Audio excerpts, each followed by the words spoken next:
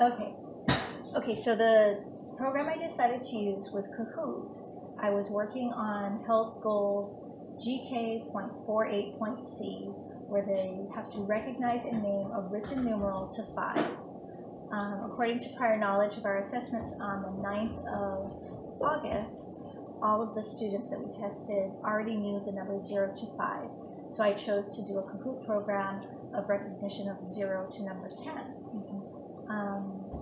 So in this program, the kids they were asked a question verbally on name number 4.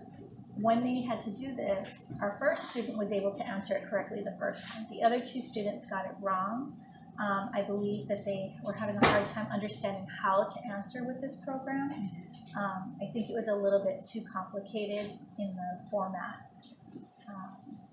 As you go down, you'll notice that the third student was able to then answer accurately after that, after he realized how to answer. The second student had a little bit of a hard time in the beginning. Once he understood what to do, was able to then answer accurately. Third student over here, he actually was having a little bit of behavior issues and was choosing not to reply in the middle. So we got some very uneven results from him. Overall, the program did seem to work. For the students that understood how to do it, they did show understanding of the content. From this program, do you think there's 2 different things that you could give me some feedback on how to promote student progress with this program?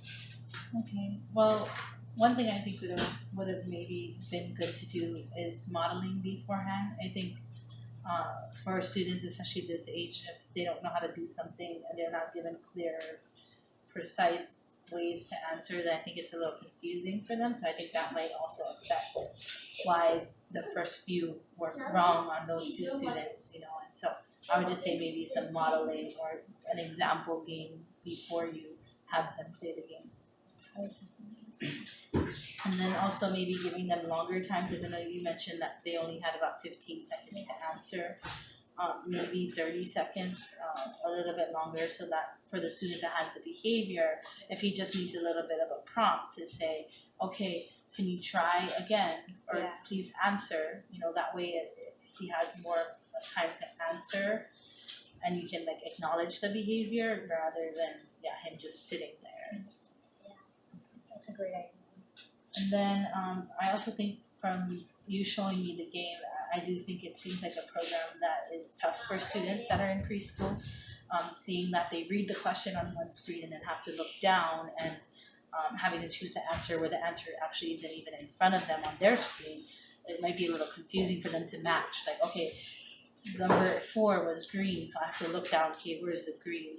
So I would say maybe something different if they have other programs out there that can assess the same thing but in a different way. Yeah, I felt the same, that this program may not have been a good fit for our age group. Okay, so based on this assessment data, where we see that we had 1 student that got 1 wrong, 1 that missed 3, and the other that missed 5, and how we see the patterns of how they were answering, could you think of 2 alternative ways to demonstrate this learning objective? I guess I would say if a student is nonverbal, then maybe you could have them just point. I mean, not considering that the devices you had them use was touchscreen. I'm sure whether they're nonverbal or not, they would be able to touch the answer. But to have it where maybe they would just match, maybe put a piece of paper that is the same number on that number on their screen instead of having to touch it if it's if they don't recognize numbers as well yet. I would say that would be one. And then also for students that are still maybe getting new to the recognizing numbers 0 to 10, that I would maybe give them, instead of 4 choices, maybe 2 or 3. That way it's a little less overwhelming for their mind when it's, okay, I'm looking for the number 4 and here's all these other numbers. They're thinking maybe, okay, what are these numbers? So that might be a little easier, I think, for them. They only have 2 choices. They're like, okay, this isn't number 8, so this must be number 8. That might kind of help with it too. Great idea, thank you.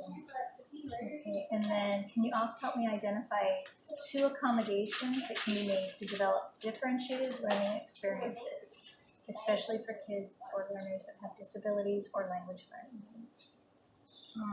I mean, as you know, students students that are in our class, 3 and 4, some of them 5, they're not exactly reading yet. So I think like reading out loud with them, the question, it definitely helps because they wouldn't be able to read it on their own. And then I would provide a device that has touch screens, like kind of like how you said you used, because it's a little more engaging for them. Whereas if they're just looking up and they have to like write the answer down on a paper, right? Some kids are not going to be interested in doing that. But I think like you introduced it as a game, that definitely makes it more engaging for their age and them like wanting to touch it and stuff. It really helps with the engagement of So I would say those are some modifications or accommodations that I would say. Awesome, thank you so much. You're welcome.